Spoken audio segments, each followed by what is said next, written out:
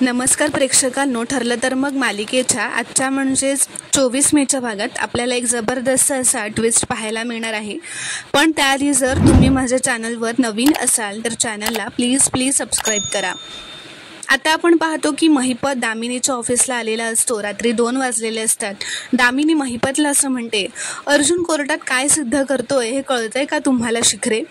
आधी त्याने साक्षी खोटं बोलते हे सिद्ध केलं, मग त्याने प्रिया खोटं बोलते हे सिद्ध केलं.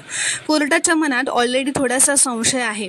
आता त्याचं पुढचं पाऊल काय असणार आहे माहिती आहे?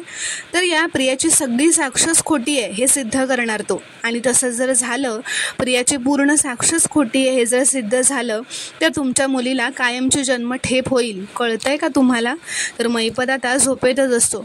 तो म्हणतो, अहो दामिनीबाई, प्रिया काय, तिचा बाप पण साक्ष नाही देऊ शकणार. तर दामिनी म्हणते, जास्त बढाया मारू नका, तिचा बाप रविराज किल्लेदार आहे. तर महिपत असं म्हणतो, प्रियाला ना जीवाची भीती आहे म्हणून सांगतो, ती नाही फिरणार. तर दामिनी म्हणते, बाकीच्या साक्षीदारांचं काय? एकही साक्षीदार जर अर्जुनच्या बाजूने गेला तर ते आपल्याला महागात पडणार आहे. तर महिपत असं म्हणतो, अहो कोणी नाही फिरणार, आपली दहशतच तशी आहे. तर आता दामिनी विचारते, तुमच्या साक्षीदारापैकी कोणी खोडा नाही ना घालणार? तर महिपत म्हणतो, जेवढे खोडा घालणार होते ना ते कोणीच जिवंत नाही आहेत, त्यांना मी जिवंत ठेवलंच नाही, मी सगळे ढगात पाठवले. तर आता इथे दुसरीकडे प्रिया व अश्विन खोली झोपलेले असतात. प्रिया आता अर्जुन व अश्विन एकत्र येतील याचा विचार करत असते व मनातच म्हणते, या घरातले सगळे एक झाले तर माझ्यावर आत्ताच असा आंधळा विश्वास ठेवतायत, त्याचा ठेवणार नाही, मला कचऱ्यासारखं उडवून लावतील. नाही, तसं होऊन चालणार नाही, मला सुभेदारांमध्ये फूट पाडत राहावंच लागेल. तर आता इथे दुसरीकडे दामिनी महिपतला विचारते, शिखरे, तुम्ही कोणाकोणाला आणि किती वेळा मारून टाकले तो? तर आता महिपत म्हणतो, त्याने ज्या लोकांना पैसे चारलेले व मारून टाकले त्यांची नावं तो दामिनीला सांगतो. ते ऐकून दामिनी सुद्धा आता शॉकच होते. महिपत म्हणतो, लोकांचा जीव घेणं हा माझा छंदच आहे. तर आता इथे दुसरीकडे दुसऱ्या दिवशी सकाळी सायली व विमल किचनमध्ये काम करत असतात. प्रिया तिथे येते व त्यांना बघून मनातच म्हणते, अर्जुन आणि अश्विन मधला वाद मिटला म्हणून किती खुश आहे ही सायली. पण या घरात मी शांतता टिकूच देणार नाही. या घरात कलह होत राहिलाच पाहिजे, तरच मला सुभेदारांच्या प्रॉपर्टीपर्यंत पोहोचता येईल. तर आता प्रिया पुढे येते व असं म्हणते, विमल, मला आज कॉफी मिळणार आहे की नाही? किती वेळा मागायची मी, असं ती रागातच म्हणते. तर विमल म्हणते, तन्वीताई, तुम्ही कधी मागितलीत कॉफी? आत्ताच तर खोलीतून बाहेर आलात ना? तर प्रिया रागातच म्हणते, उलट उत्तर द्यायचं नाही हां, उद्यापासून न मागता माझ्या हातात कॉफी यायला हवी. तर विमल म्हणते, एवढं कणिक मळून झालं की देते. तर तन्वी म्हणते, आत्ता, तुला वेळ मिळेपर्यंत मी थांबणार नाही आहे. तर विमल हो असं म्हणते. तर आता सायली रागातच म्हणते, थांबा विमलताई, हातातली कामं सोडून कोणीतरी मुजोरपणे सोडलेल्या हुकुमांच्या तालावर नाचण्याची काही गरज नाही आहे. आणि प्रिया विमलताईंना, अगं तू ग नाही करायचं हां, अहो विमलताई म्हणायचं. तर प्रिया म्हणते, हा जेव्हा लक्षात येईल ना तेव्हा करते अहो जाऊ. तर सायली म्हणते, हो का? मी तर कधीच ऐकलं नाही तुला त्यांच्याशी अदबीने वागताना. हे बघ, ते आपल्या घरातले सदस्य आहेत, त्यांची मदत घेणं आणि त्यांना कामाला लावणं यात फरक आहे प्रिया, समजून घे. तर आता प्रिया आणखी रागात उभी राहते व तमाशा करतच म्हणते, म्हणजे त्या मोलकरणीसाठी आता तू माझ्याशी वाद घालतेस, या घराच्या सुनेशी वाद घालतेस? तर सायली म्हणते, शब्द जपून वापरा प्रिया, तुला जर सुनेचे हक्क हवे असतील ना तर आधी तशी वागायला शिक.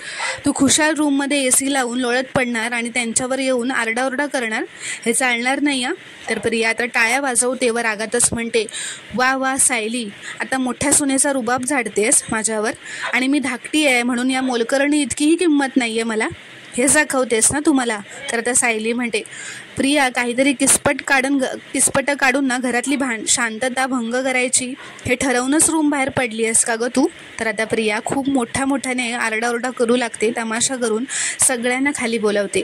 ती म्हणते सायलीला, आज तू या मोलकरणीसाठी माझा अपमान केलास, उद्या म्हणशील मला आणि माझ्या नवऱ्याला या घरात राहण्याचा अधिकारच नाही आहे. तर आता सायली म्हणते, अगं प्रिया, उगाच काहीतरी म्हणू नकोस, मी असं काहीही म्हटलेलं नाही आहे. आता सगळे खाली येतात. पूर्णाची आता तन्वीवर जोरात ओरडत म्हणते, तन्वी, काय ओरडाओरडा चालू आहे हा? तर आता प्रिया नाटकच करत म्हणते, मग काय करू मी पूर्णाची, हिची अरेरावी नाही सहन होत आहे गं मला, असं ती रडतच म्हणते. साधी कॉफी मागितली मी विमलताईंकडे तर वाटेल ती बोलली आहे ही सायली मला, असं ती रडतच मुद्दाम सगळ्यांसमोर नाटक करत म्हणते. म्हणून काय आता आम्हाला तुमच्या मनात तुमच्या घरात थोडीही जागा नाही आहे का गं, असं ती पूर्णाजीला रडत विचारते. तर आता प्रिया मोठमोठ्याने रडायला लागते. अश्विन व कल्पना तिला शांत करतात, बसवतात, पाणी देतात. आता प्रिया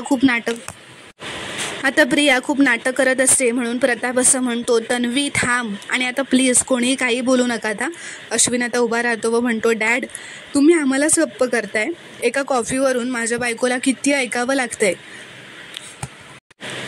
हे तुम्हाला दिसत नाही आहे का. तर आता विमल म्हणते, अश्विन दादा माफ करा. तर मी त्यांनी कॉफी मागितली तेव्हा माझे हात कणकेचे होते, परत असं होणार नाही. तर आता प्रियावर अजून खोटं बोलते की मी पण काही बोलले का विमलताई, तुम्हाला काही बोलले का.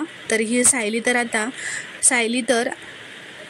सायली असं ती म्हणतच असते. तर अर्जुन जोरातच ओरडतो व म्हणतो, थांब विमलला प्रश्न विचारलेत ना, मग तिला उत्तर देऊ देत. तर प्रिया म्हणते, त्या काय बोलणार आहेत, त्या सायलीचीच बाजू घेणार. तर आता अर्जुन म्हणतो, तू लहानच आहेस आणि नुसतं नात्याने नाही पण विचाराने सुद्धा ना तू लहानच आहेस.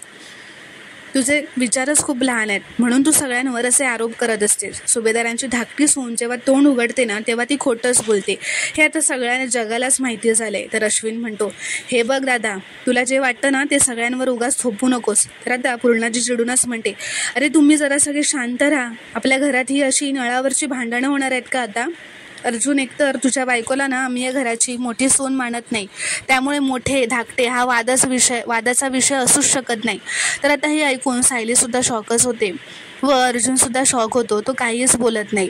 तर प्रेक्षकांनो, आता पुढील भागात काय घडणार आहे पाहणं खूपच रोमांचक ठरणार आहे. व्हिडिओ पूर्ण बघितल्याबद्दल धन्यवाद. व्हिडिओ आवडल्यास कॉमेंटमध्ये नक्की कळवा व चॅनलला प्लीज सबस्क्राईब करा.